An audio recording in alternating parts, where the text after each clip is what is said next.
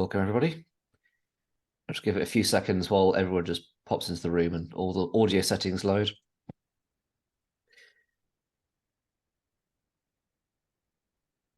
So it's the slightly odd dead air of the first minute or so, but I'll let you all join and then we'll get cracking.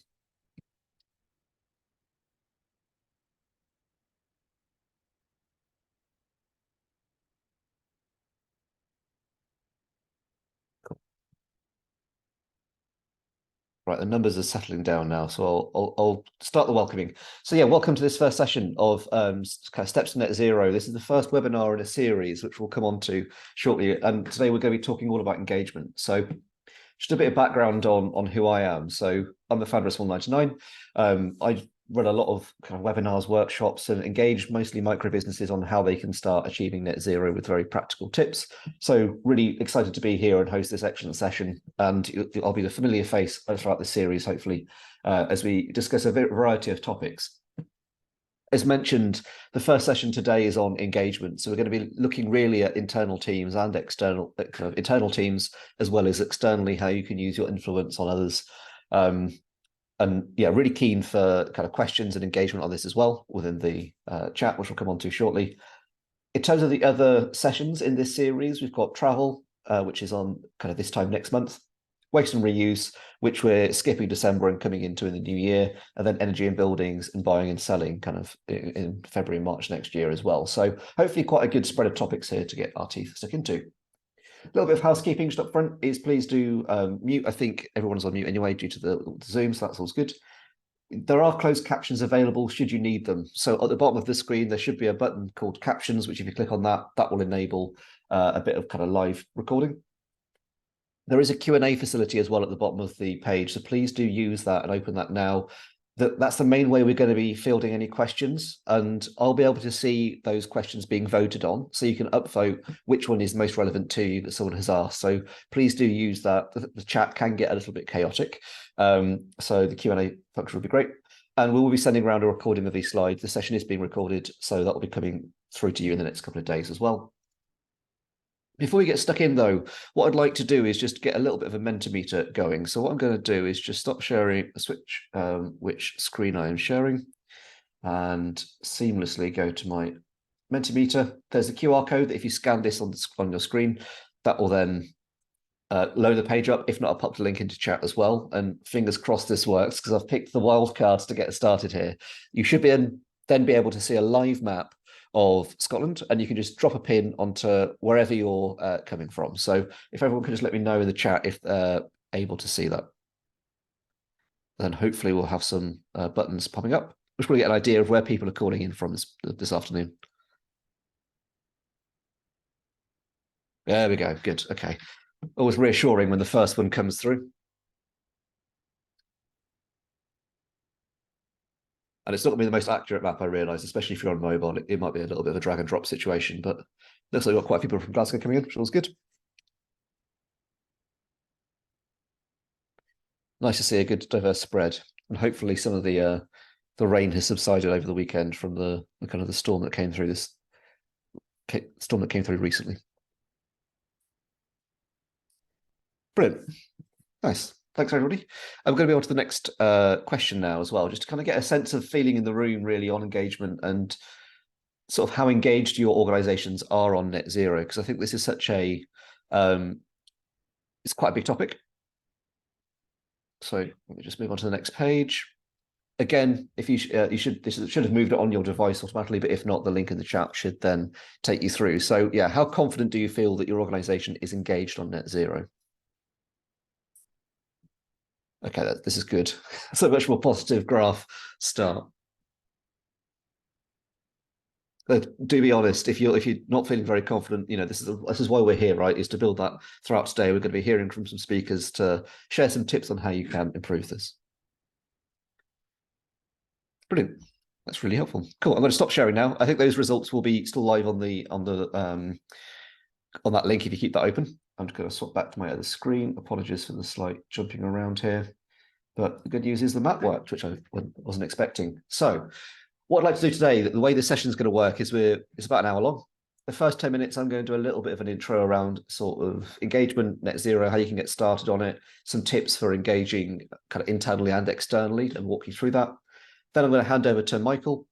So I'll let Michael introduce himself in a minute, who's from Business Energy Scotland, on some kind of internal tips there. And then we'll be hearing from John as well. And then the last 15 minutes, we're hoping to finish up with some Q&A. So please do use that Q&A feature, sorry. Michael and John, do you want to just come on and just say hello to everybody? Give a quick intro. Hi there. Yes, I'm Michael McGovern from Business Energy Scotland. We do events like this quite regularly. It's a good thing to keep everybody engaged, and the support that we provide. We'll be touching on a little bit at the end of the Green Team presentation, so you can have a think about that as well, whether you think there's anything that would be worthwhile. We've got quite a good example of a money-saving exercise at the end of all of this, so something to watch out for. And I'll just pass on to John just now. Thanks very much. I can't switch video on. I think it's a host control, but I'm glad to be here. I'm John Fitzgerald from SCVO. We're a medium-sized umbrella body for charities in Scotland, and we've had a green team working for a little while, and I'm looking forward to sharing a bit later. Perfect. Thanks, John. We'll try to get your video sorted in the background as we move on. Cool. We'll be hearing the same from Michael shortly. Oh, there you go. Appeared then, only to disappear again so soon. So I was going to give her a bit of a quick 10-minute intro and run through sort of kind of what net zero is, but also I think really important to emphasize here that this isn't only about net zero, and this whole engagement around climate and why it's called climate confidence is because it is about everything else. We need to really focus on a lot of different elements here. I think one of the common barriers we tend to hear as well, and specifically from myself, hearing from smaller organizations, and I think, you know, if you are a large organization, I imagine you hear this as well, is this responsibility for climate action, and people often feeling like it is someone else's responsibility here. So a personal frustration of mine is young people getting a lot of the kind of blame, or not the blame necessarily, but the responsibility for this, saying, well, you know, it's okay, the future generation's going to solve it. Or it's relying on sustainability advisors, or people are saying there's no point taking action because of politicians. And I think these are all very valid arguments for a variety of reasons. We want to unpick them a little bit and understand where that engagement is coming from. To do so, we really need to understand what sustainability is. And I think this encompasses a lot more than just net zero. The common responses I hear are things like recycling. That's often one of the first things that an organization may have started doing. Things like plastic free, so removing packaging, reducing the packaging down, or things like paper straws in bars, cafes, etc., of a small change that can have an impact. But what we really want to challenge here is this idea of what sustainability really being is the ability of your organization to sustain itself. If your organization cannot sustain itself, fundamentally, it is not sustainable. That goes financial, it goes into all the other areas as well. And I think this is where the daily decisions that you're making will be across things like finance and funding. And we'll probably hear from Michael a bit later about some of the ways to build that resilience into finance, marketing and communication, operations, you know, how are your daily operations impacting on these things? Human resources, how are you attracting and retaining staff, volunteers, and you know, how are they engaged on sustainability? But also technology and digital, and how can you make your operations more efficient to, on one hand, lower your carbon footprint, but also build that resilience in from an operational perspective as well. And I think a lot of the time when we're talking about net zero or sustainability and climate change especially, it feels like it's this kind of sixth element that's trying to find its place within this wheel. And it feels like it's outside of everything else that we're deciding, and that it's another thing that we need to decide on. It's another thing that we need to try and make a decision on. The reality is that it is fundamental to everything else you're doing. It is the core of everything, in that the decisions you make are going to have an impact on sustainability. So if we look at something like finance and funding, well, actually, we're going to start seeing conditionality around carbon reduction targets potentially impacting either loans or loans from the private sector already, and things like if you are working with certain sectors, and this again is more of a small business observation, but we're starting to see people lose contracts because they've not got alignment to that kind of net zero funding. Marketing and communication is massive around greenwashing and green hushing and people not talking about things very effectively. Operationally, doing things more sustainably is going to make your kind of operations more profitable, more slick, more resilient to those changes and shocks, which we'll look at later. And I think certainly personally, I've seen a lot more success in attracting staff to Small 99 and what we're up to because of the fact that we're in this climate space, because of we're doing that. And technology and digital as well. I mean, we can see that, you know, if you look at something like transport emissions, being able to do webinars like this rather than everyone driving to a venue somewhere is going to really cut down those emissions as well. So the decisions you make every day are really impacting on that climate, your climate decisions, and it can't be thought of this external thing. Every decision you make is a climate decision. And this is where we come to this idea of impact and going, well, actually, how do you start taking action and how do you have impact?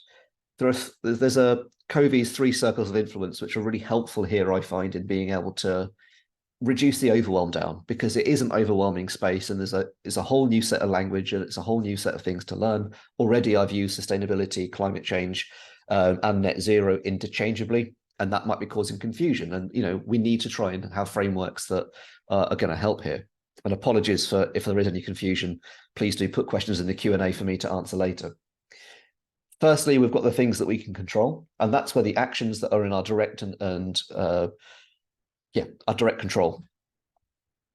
Importantly, there's also an area that we can influence, and we need to be considerable of that, where there might be things that we can't control directly, such as the LEDs that are installed in our shared office space, but we might be able to start a conversation with the landlord to influence how that's going to impact on our business. And then there's going to be the final circle, which is things that we can are within our concern. So what is concerning us, but perhaps we can't directly influence or control. And I think there's a really practical thing here is there is going to come a point in your climate journey where you can't do any more, and you might hit a limit of what that looks like. There are some actions that are in your direct control, but a lot of this element is going to be in your influence and concern. So as I mentioned, you know, an example of things that within your control are things like energy usage, and you might be able to turn the lights off, even if you can't change it to LEDs. You might be able to look at your supply chain and go, well, actually, what are we buying and selling? How can we make more ethical decisions there? There might be things that typically you can do quite quickly and that you might have already done. And some of it might be lifestyle too. So, you know, things like maybe you're cycling to work more, or maybe you're eating less red meat. Those things can really help. You know, those are decisions you can make very quickly. I think influence is really where I want to focus most of our efforts, though, because as an organization, this really is your superpower, because you're trusted within your community. You've got access to other organizations locally that you can start having these conversations with. And most of your emissions from a carbon measurement point of view are going to sit in this area. This is going to be, again, to use more technical language, your scope 3 emissions are typically going to be in your influence category, where it's going to be, you know, business travel and how you're moving around, that you're going to want to start looking at. You might not be able to control it directly, but you can start to influence it.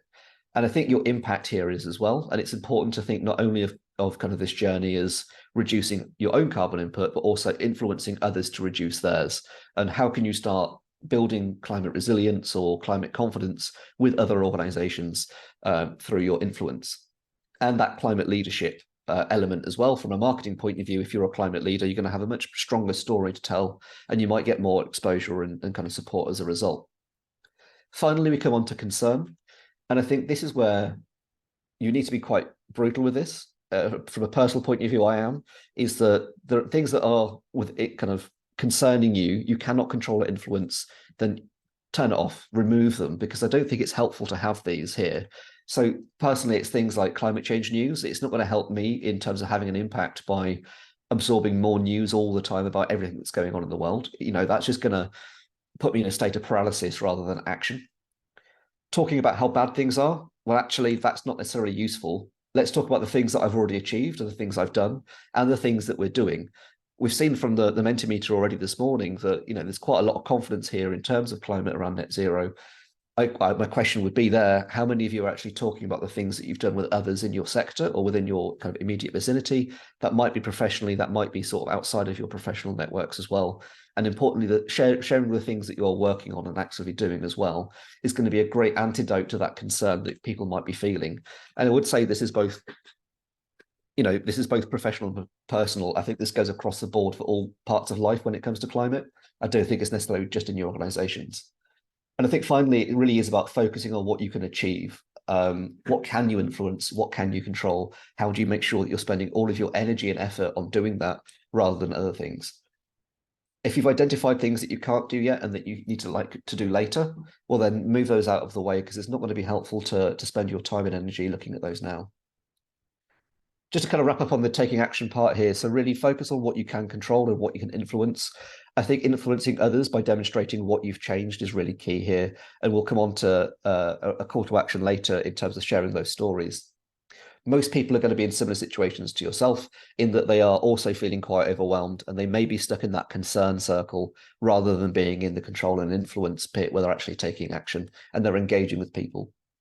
And I think there's a phrase that I really like called conditional cooperation, where it's this idea that people tend to act more when they see others in their local area doing it. So as an example, you know, if you see 5 friends who all make a personal life change or a personal life decision, you're much more likely to be able to then make that change, because you're kind of conditionally primed to cooperate with others in your immediate vicinity to make that change. So the more you can talk about what you're doing, the more impactful it's going to be. This is the really key decision. The key piece of information for me is that every decision you are making is a climate decision. This is not something that's sitting outside. It's not something new. You're already doing it. The language is new, but to actually drive that change, we need to be driving change and engagement with everyone in that organization to have that empowerment to go, well, the decision from what envelopes you're making to where that event you're running is being hosted through to how you're operating is going to actually be contributing to your kind of climate impact. This is probably just summarizing what I just said, but I think this is the thing of, you know, it's not something that's an afterthought. Oh, we should think about the climate change impacts of this, or oh, we should do this. It is core to those daily decisions, and you need to really be fully engaging with everybody there. So in terms of where you start on that and what that looks like in kind of more practical terms, the first step for me is, I think, setting up a green team, and that green team will come on to in a second, a bit more detail, but it's not a team that is then only responsible, and they're sort of the get out clause for everybody else, because again, they are there to hold everyone else to account and drive that change. Putting it on the board's agenda, I think, is really key to make sure that that's also being reflected at every level of the organization. And most importantly, drafting that environmental or sustainability policy to demonstrate all the things that you're already up to and all the things that you're already doing. That green team, in terms of the first step, should really look like a collaborative team that is there to discuss and raise opportunities of action. They are there to drive and agitate internally in a positive direction to kind of challenge some of those assumptions, but it's not their entire responsibility. And I think that is that's why it can be quite difficult, is they are there to find solutions, but also challenge those decisions that may be being made by people who aren't thinking of the kind of climate impacts of those decisions they're making, and most importantly, keep those decisions going all the time. In terms of board engagement, I think that element of engaging the senior leadership team is really key to engagement, because otherwise they might be a barrier. So it's how do you effectively engage those in a really collaborative and cooperative way to go, well, look, this is what we're trying to do. These are the decisions we're trying to make, and here's how it's being blocked. And that may be something you raise at board meetings. Looking at your savings investments and going, well, you know, what potentially are the carbon emissions that are attached to something like your bank account or to your pensions? Is that actually quite heavily funded in the oil and gas sector, for example? It can be quite easily overlooked, and it's something that only typically the board is going to have the power and ability to change there. And finally, I think the key one, and again, thinking back to this weekend, what we've really seen is a lot of communities really struggling with the impacts of the more extreme weather we're likely to see due to climate change. And that might be a kind of a business risk as well, or sorry, an organizational risk in terms of that exposure. So really focusing in on that and going, well, actually, what are the kind of operational risks that you may be facing due to climate change? On the environmental sustainability policy point, again, this is key to really telling your story and what you've done. It's going to prime you for that legislative and kind of conditionality language that's coming around grants. A quick example of that is you know, if just myself, I went for I'm based in Glasgow, I went for a grant recently with a local council, and their first question was, what is your sustainability policy? Luckily, I was in a good position with that and sent them over because we had it all kind of prepped. But, you know, it's not something that's coming. It's something that is here. Making it public and easy to find so that if that, you know, organizations are looking for it in terms of their supply chain engagement, that they can do so. And also bringing that green team and board together to share what they've done and are working on actively, and maybe even what they can't do and that is on that later list is really vital too. that's it from me. A bit of a whistle-stop tour there. So I'm going to bring on Michael now to give you the kind of more practical tips on engaging staff and boards. And then we're going to hand over to John straight after that. So I'm going to stop sharing now and I'll go to the background and over to you, Michael. That's great, thanks. I shall sort out my sharing.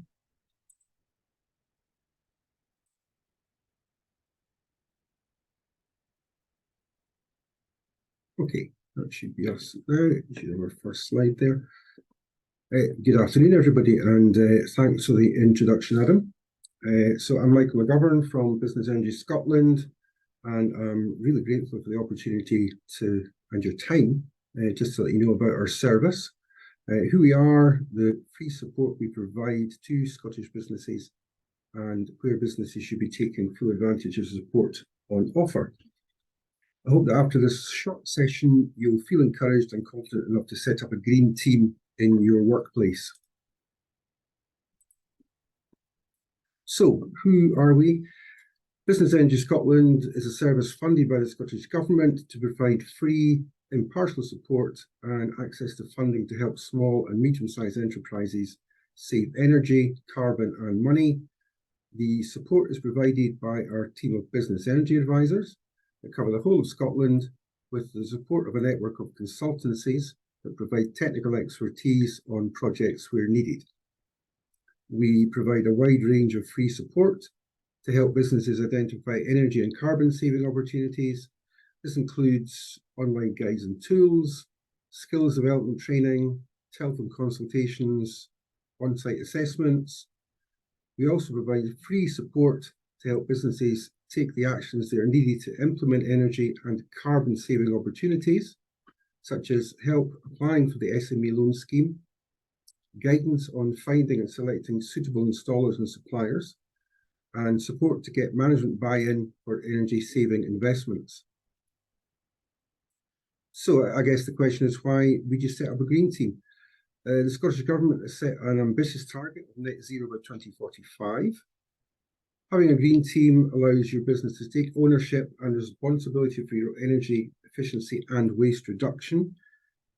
You can set achievable yet ambitious targets and make sure that they are met, and it allows you to keep staff updated on progress, which keeps them engaged and motivated.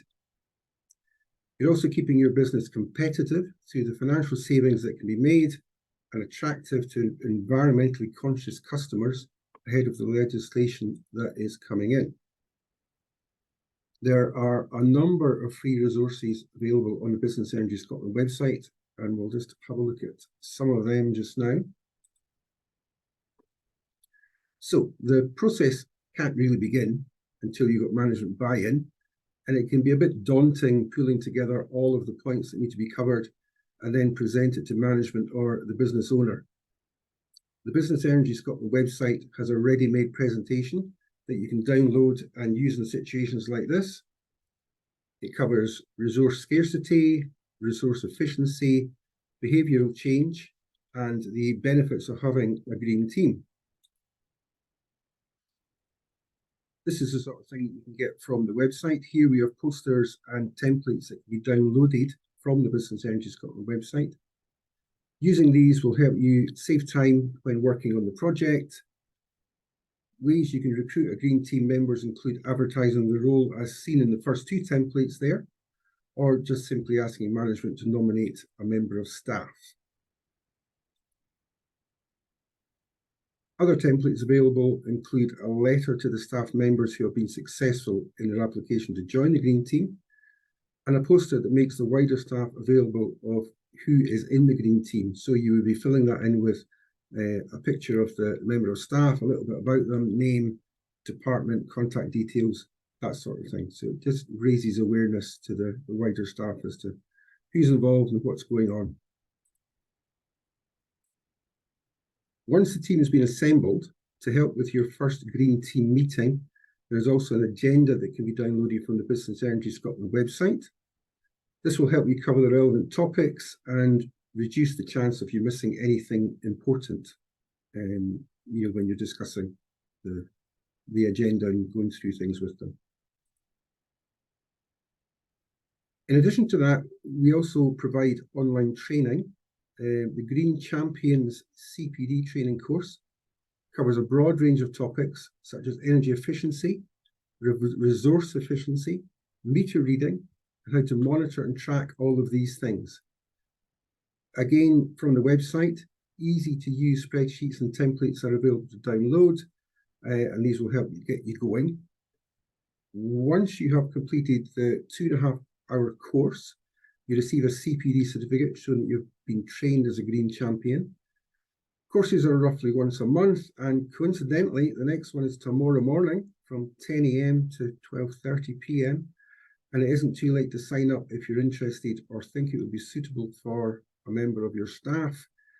If you'd like more information about that, just ask in the Q&A and I can give information for anybody who wants to join. So that's tomorrow morning, 10 till 12:30 for the next one.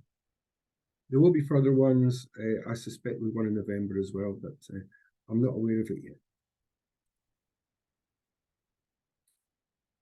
Just to help identify any measures that you might want to carry out, Business Energy Scotland can carry out an energy assessment of your business and produce an energy efficiency report. This is a free report, so as part of the process, as well as identifying financial and carbon savings, you can use the report to compare alternative options. For example, you might be running a diesel generator just now and be unsure whether a heat pump or a biomass boiler would be an appropriate solution.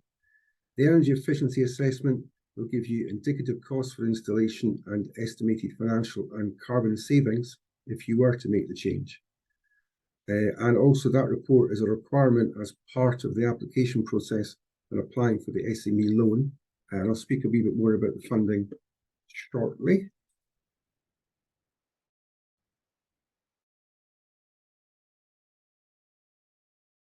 Already taken action or plan to take action on the back of our recommendations. The slide shows the recommended opportunities table from a real report. It shows annual savings, the cost to install the measure, and how long the payback period is. It also shows energy savings in kilowatt hours and carbon savings in tonnes. Before I move on, and hopefully you can see it clearly, have a look at rows 3 and 6 in that report. In each case, the annual saving is higher than the cost of the installation, and that's without the grant funding available, which could be 75% of the cost. So in this case, it could cost £50 to upgrade the lighting to LED, and that would lead to an annual saving of £584. Going back to what I said about management buy-in, those are the sort of figures that make a business owner or finance director sit up and take notice. I've already touched on the funding available. Where needed, we can also help you access suitable funding, and this includes the Scottish Government's SME loan scheme. So just an outline to this, the loans available, £1,000 up to £100,000 interest-free loan, so 1,000 is the minimum. It's an unsecured loan and has no set-up charges. It can be set against capital allowances, and there's an 8-year repayment period, although you can repay that earlier if you want. You can repay that as early as after 1 month. So it's not something you would necessarily feel that you were stuck with for that length of time. The SME loan has provided Scottish businesses with over £26 million in loans, supported over 1,000 projects, resulting in an estimated financial saving to businesses of over £48 million. There are a limited period allocated on a first-come, first-served basis and subject to availability. If you apply for an SME loan to help you install eligible measures, you could receive up to £30,000 in cash back. So that's 75% of the cost, up to maximum of £20,000 for an energy efficiency measure. So that would be things like insulation, double glazing, lighting, and also 75% of the cost up to maximum of £10,000 for a renewable heating measure. So heat pump, biomass, that sort of thing. So the funding is there. Once you have your green team set up and work through things, there is good funding there to help actually make the steps and go ahead with that. That's pretty much me. For more information about Business Energy Scotland, have a look at the website, or you can find us on LinkedIn and Twitter. And thank you very much. Hope you find that interesting. And I will pass on to John now. I'll stop sharing my screen so that John can take control. Thank you very much. I'll pick up straight from you, Michael, if that's all right. Really great to see all the resources. So I'm John Fitzgerald, and I work for SCVO, which is Scotland's Council for Voluntary Organisations. We're a kind of medium-sized organisation if you're using the SME scale, so we're about 90 people. And we're the umbrella body for charities in Scotland. So we do all different kinds of support and advice and services for the voluntary sector. And I'm going to pop a couple of links into chat now to give a bit of context. So our green team started, I think, about 18 months or 2 years ago. The main reason for that is we introduced net zero and action on climate change as one of our core thematic priorities in our new strategy. So you'll see it there in the link I posted. And really, it was about recognizing that right across the organization, we needed to embed thinking and action on climate change and not just have it coming as a kind of top-down initiative. And I think a particular focus for us has been, what does it mean for what I might call general purpose or mainstream organization to be engaged on climate change? Because within the voluntary sector, there are lots of climate change leaders, organizations that have that as a real core part of their mission. But for us, we work for the whole sector. So the question we've been thinking about is, what does it mean for a mainstream organization to be engaged and active and contributing to net zero action? At SCVO, we work in a mostly hybrid and remote fashion at the moment, although we do have offices in Edinburgh, Glasgow, and a small one in Inverness as well. So I think that's been interesting for us, firstly, in terms of what it means to think about net zero and climate action when the working pattern is still very in flux.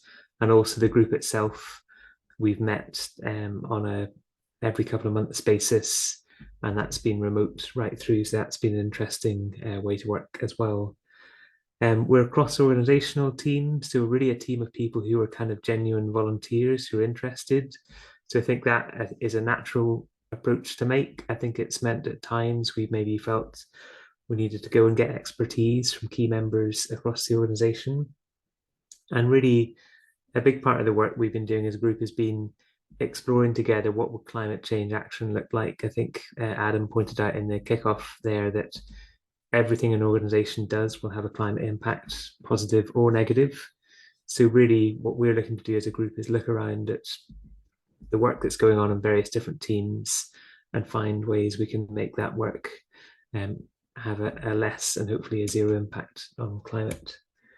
I think one feature of our journey has been one around getting a sense for how bold we can be, because I think one worry some of us have had in the Green Group is historically a Green Group could end up in the kind of the micro actions end of the scale, where you're thinking about things like maybe we could have more recycling bins, or maybe you could switch the lights off as soon as we all leave the office and that kind of thing. And the worry would be that's a very easy thing to do and connects with people's everyday reality, but maybe it doesn't have the biggest climate impact.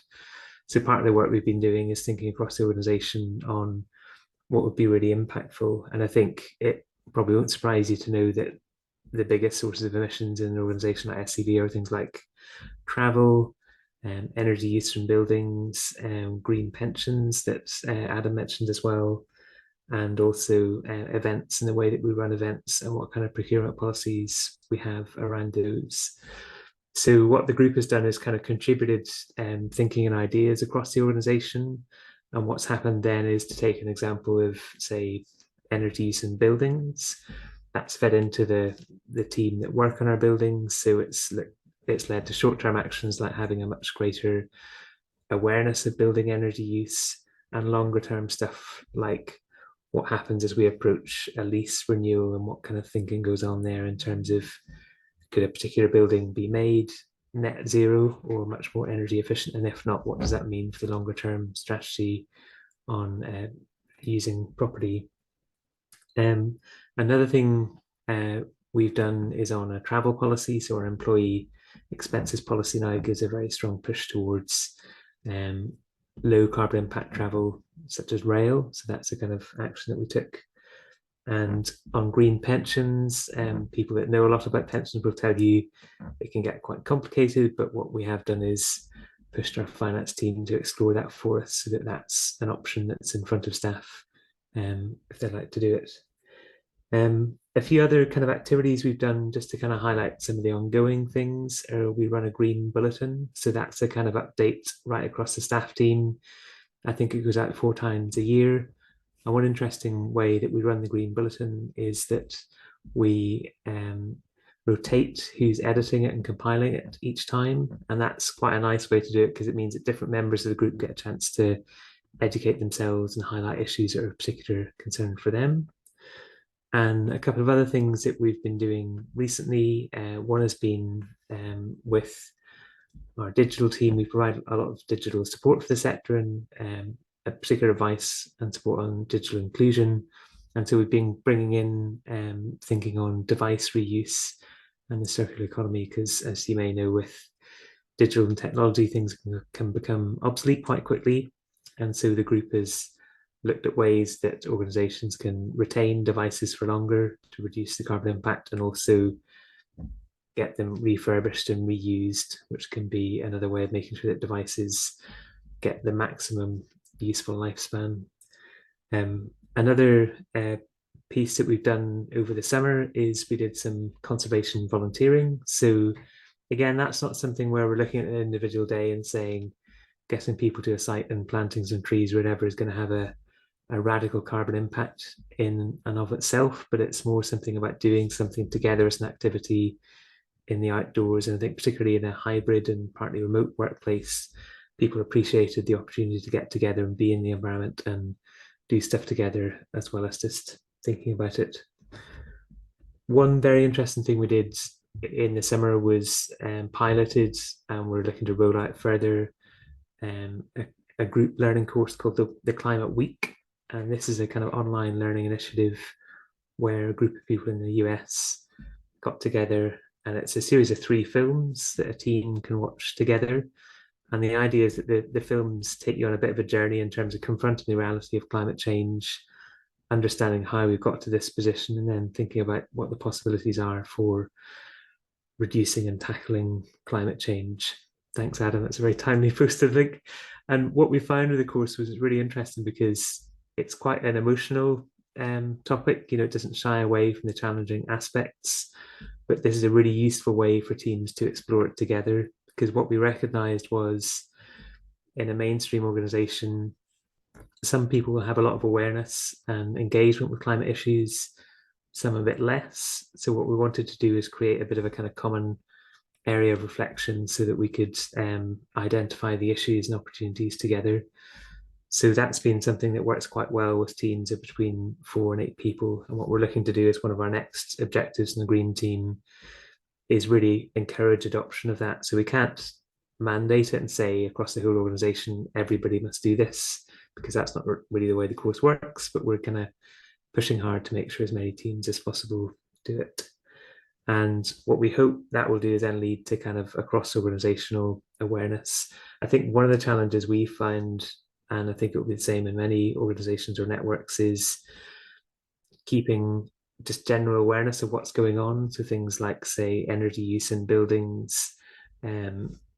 People may not know what the state of play is with energy use or supplier contracts and that kind of things. It's kind of really about chipping away all the time and using the green bulletins to keep people up to date. I think a key ingredient for us that's made it work well has been very strong leadership backing. So in the late spring, early summer, we had a moment in the green group where we're thinking about, well, where really is the ambition and how hard are senior leadership pushing on this? And we had a really good conversation with a member of our senior team, which really helped us push forward the green group and the work that we're doing. So I think if I'm wrapping up, I guess my thoughts would be, it's a really useful way to work. I think, as Adam said, any organization of any type, whether you do it or not, you have a climate impact, positive or negative. So bringing together a green group, even if that group feels a bit low in confidence to begin with, I think is a very effective way to work. And I think as well as having the direct leadership backing, having a sense that this is connected to the whole strategy. So that's why for us, it's a cross-cutting priority. It doesn't just sit in one part of the organization, it touches all of them.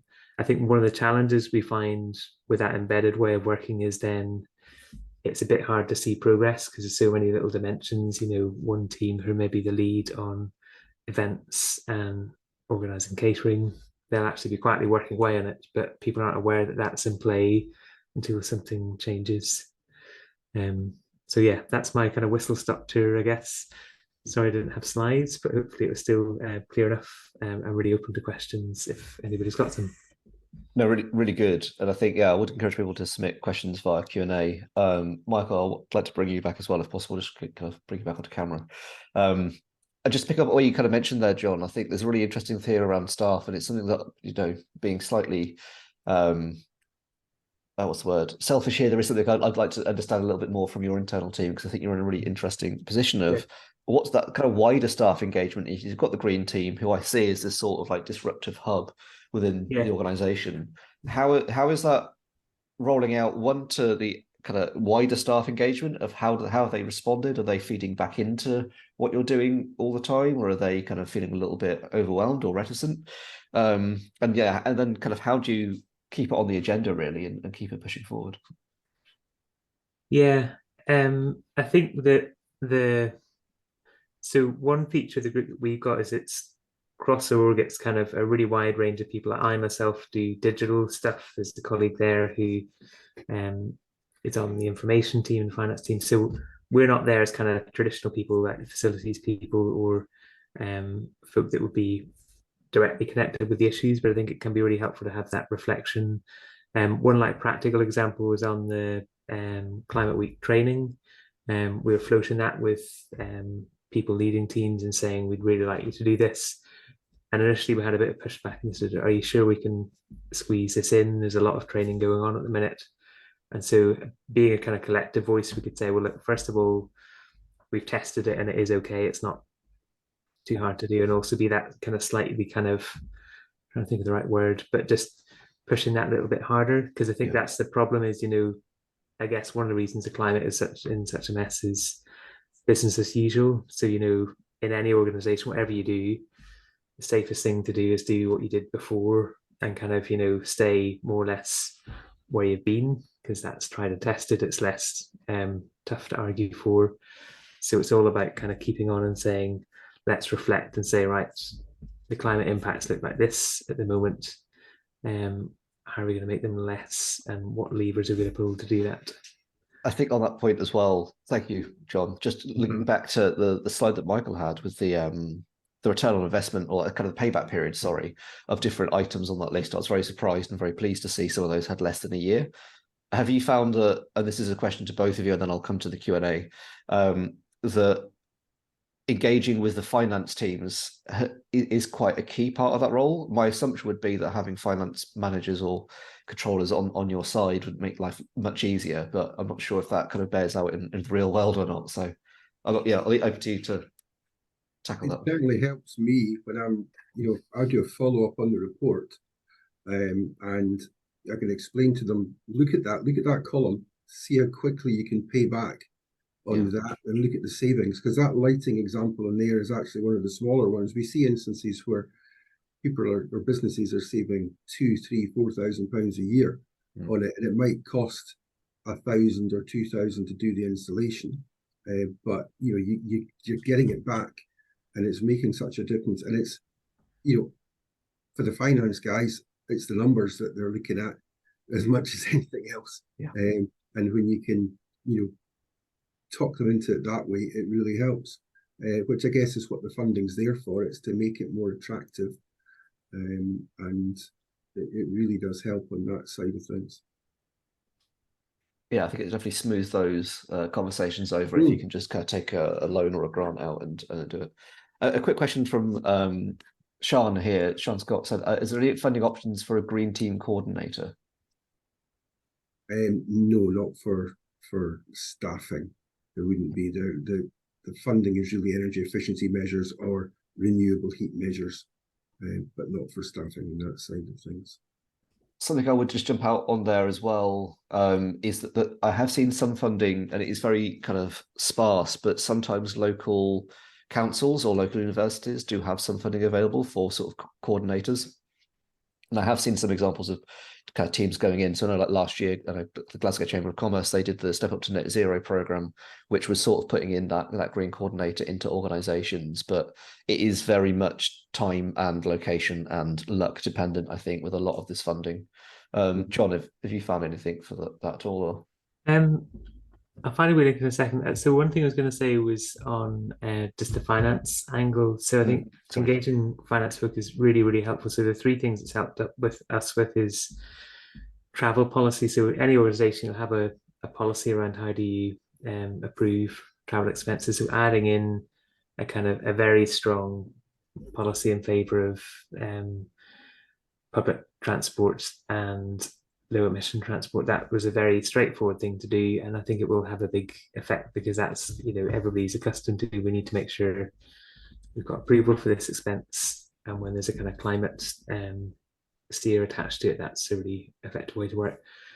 The second thing is on green pensions. So there wasn't a kind of an obvious resource that people could look at and see straight away, but once we asked the question, we got helpful advice on that, so that was really good. And also, in addition to the specific advice for people in the pension scheme, I think the finance team ran a webinar as well, which kind of, as well as helping with the kind of practical, how do I make sure I've got this option, there's also a wider understanding of the issues as well.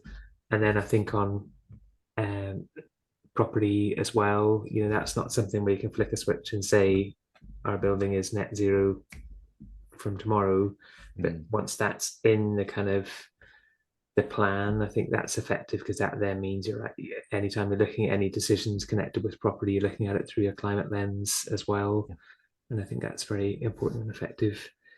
On the, I'm just looking at questions now. So extra resource, I think, is a really hard one, and I think that's something we've grappled with as a group, is although we've come together, that's on a voluntary basis alongside what other things that we do. So I think there's a piece where you might explore a quite wide landscape of things and say, we'd like to do all of these things, but you then have to be selective and say what's going to be the most effective and possible to do in the short term. And I think that, again, is probably where the senior leadership engagement comes in, because they can help with either, you know, bumping stuff up the list and giving you a bit more backing and saying, yes, this should be a priority, and helping other teams get on board. Or maybe it's about understanding what should come first and what needs to come a bit later. That's key. And just very quickly as well, I have started a question that came to chat, but it just disappeared. Apologies, but it was asking for an environmental or sustainability kind of template or an example there. I'm just going to put a link into chat for the Climate Confident website, which does have a template available there for you to follow. Let me just go back to the other questions. Again, there's a question here about measuring impact, and I think the kind of carbon emissions element of it, I know, can feel a little bit kind of constraining sometimes in the wider net zero piece, and quite a technical barrier.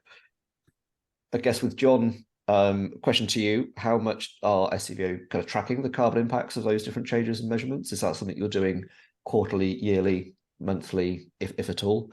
And then secondly, coming to Michael, kind of how important is it to demonstrate the carbon reduction impacts of the projects that you're doing as well? So one thing that we have done is our facilities team have pulled together a dashboard that's giving us a lot of live energy use in one place, and that's been really helpful. We're not yet sharing that across the organization. I think that'd be a really good, useful step. But I think one, as an example of the kind of thing that pointed up, was it showed that one piece of heating plant in one building was responsible for a very large amount of the emissions for the whole organization. So you get that kind of instant awareness of going, right, that's the thing we should look at as a matter of priority. I think there's a challenge maybe around if you're in a facilities team or managing a building, you'll have that insight right in front of you day to day. What is nice is to make that more widely known and widely available. Because I think one strategic challenge with hybrid working, as an example, is while organizations are still finding their feet in terms of what's our ideal mix look like, you've got a massive climate downside in that you're potentially heating a building 5 days a week, but your occupancy is not completely 5 days a week. And is that something you're quantifying and measuring as a sort of as a resource in I terms of? don't think we're measuring building occupancy day to day, but I think Okay. it'd be a good thing to look at, because I think it may help. Because I think it's not something where you're going to turn around and say, if Everyone you're get back in. with Jay, you're only in on a Monday or something like that.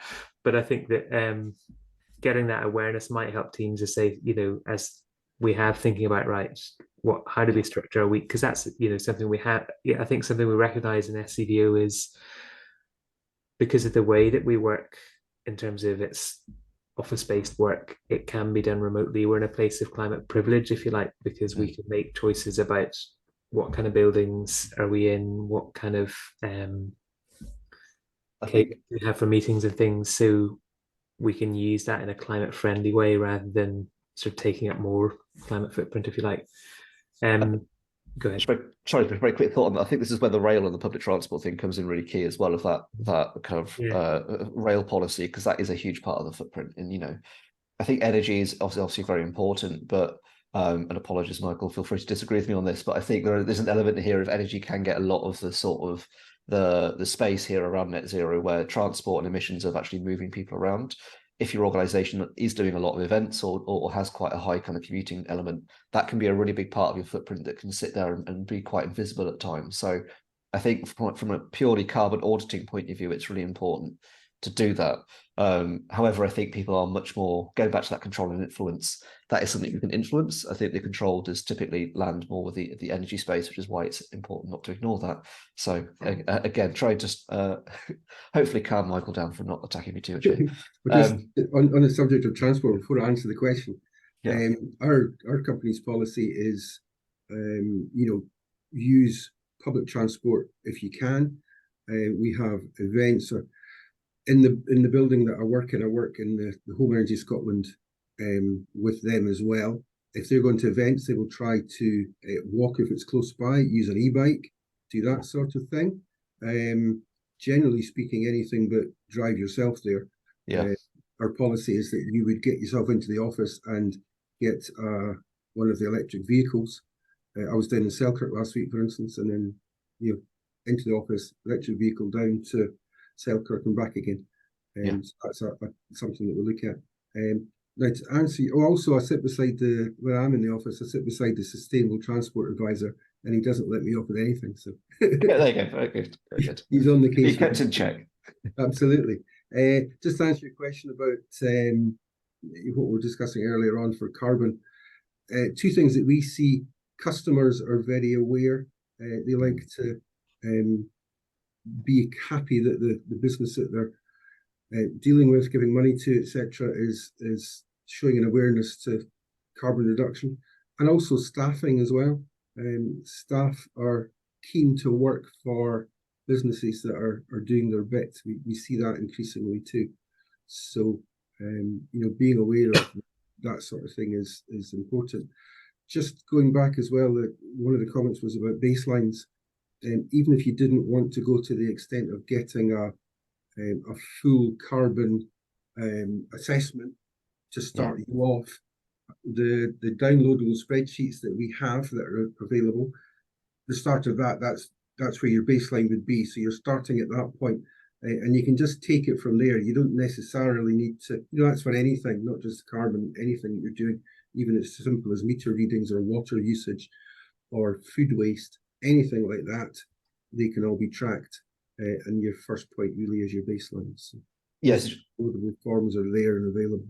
I think that's a really good point. And just for clarity, so the question there was, is it worth an external carbon audit to give you very clear baselines? And I completely agree with you, Michael, in that I think it's quite easy to get a baseline for a certain activity. It's much harder to get a baseline for your entire organization. So as an example, if you're going from, London to Glasgow, it's very easy to get a rough idea of what a flight versus a rail journey looks like for that. However, doing that for your entire organization for an entire year is a very different kind of project to do. So I think it can be much quicker and easier to look at those individual decisions of going, actually, what is the impact of us putting LEDs in or putting turning the lights off or whatever it might be, rather than always thinking you need to have the whole picture to be able to make a decision there. We've got time, I think, for maybe just one more very quick question. We've got about 60 seconds to answer it before we then wrap up. And I think it was a key one here. So Anne's submitted a question saying, we are a small community developing a climate action plan. We've got a green team and are incorporating many of the aspects already, which is brilliant. The challenge is having the resource to lead this in the small community. It boils down to funding to support such a resource. Are there any suggestions regarding funding for that resource of, I'm guessing just, hands on deck, essentially? Is it a case that a lot of this is still tied up with infrastructure changes rather than potentially the more kind of behavior, human resource changes? I'm going to pop a link in chat in a wee second. If I can find chat, I'm opening questions as well. I think quite often there's probably not funding sitting there that's saying, dedicated, this is exactly for your project, but it's often about that link just links through to our Funding Scotland website. So that's a good place to keep an eye on. You can apply filters there. And often maybe there'll be areas where it might not have exactly the keyword that you've got in your project plan, but it's worth kind of thinking about, are there other ways that I could link with a funding agenda? And I think, sometimes it might be around community links and community resilience. Sometimes it might be around different, types of support that are available in your locality. They might not be badged as explicitly green or low carbon stuff, but keep an eye out for them. And with the Funding Scotland website, you can use a set of filters and keep them saved, so you can kind of keep coming back. So even if there's not something there right there at the moment, it's a useful resource to kind of bookmark and keep looking at. And I think this is an interesting perspective, because I do a lot of training around the UK as well, is that a lot of the funding that we come up against is much more kind of generous and available in Scotland. So the work of Business Energy Scotland around that is also a lot clearer and easier to navigate in terms of things like e-bike kind of loans and grants. Yeah. A lot of the time, even down south, it's a similar situation where a lot of it's quite local and very regionalised. One thing that's worth looking at as well, I noticed the word community mentioned a couple of times in that question. There is also Local Energy Scotland. Local Energy Scotland provide funding for charities, community buildings, that sort of thing. Have a look at them. Their funding's better than ours, but they're local charities and that sort of thing. And I'm going to very, very quickly answer Bob's question here, even though I know you're pushed for time. Certainly as Business Energy Scotland, we're impartial. I'm not going to give you an answer. Just go online, just do a search for green energy supplier. There are a couple out there, so I'm not going to tell you who they are, or I'll get around. Yes, it's always difficult giving kind of impartial advice on these. Yes, so just very quickly in terms of next steps to wrap up, I think there's a really key resource that's been very helpful we helped develop, which is the scorecard on the Climate Confident website, which I'm just going to pop into chat now. Apologies for looking off screen and I've lost the chat button. It is there. There you go. Just keep talking while you're doing it and it's fine.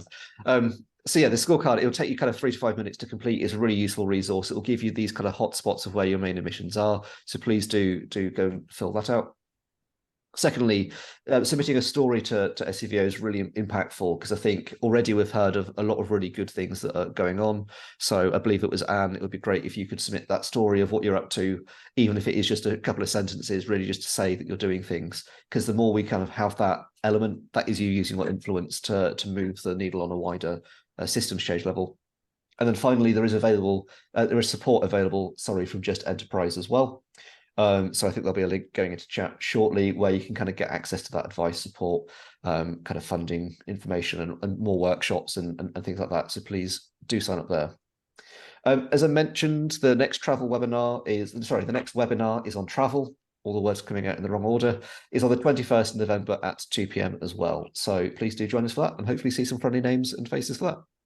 Thank you very much to John and Michael for joining us today. It's been a really good discussion, and I think, could be here for a lot longer next time. So I appreciate your time. And any other questions, please do let us know. Thank you.